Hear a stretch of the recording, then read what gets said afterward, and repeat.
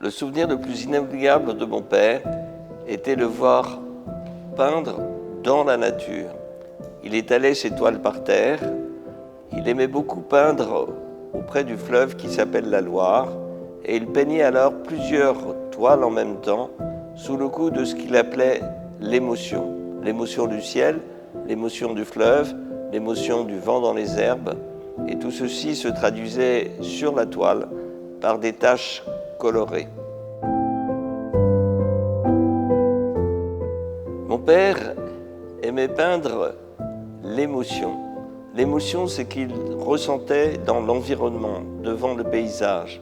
La Loire avait ce caractère très particulier du fleuve, avec l'eau qui coule, avec les reflets du ciel, avec la vision du nuage qui se reflétait dans l'eau.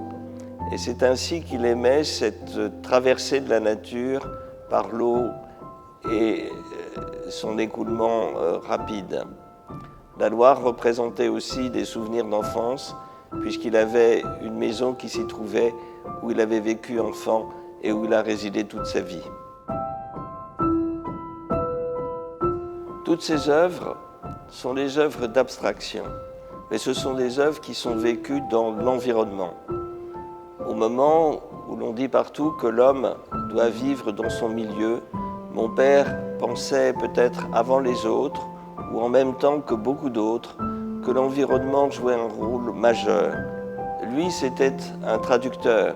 Il s'agissait de traduire les pensées, les émotions qu'il avait devant cet environnement et les traduire en couleurs pour que le spectateur puisse ressentir comme lui l'émotion de l'instant.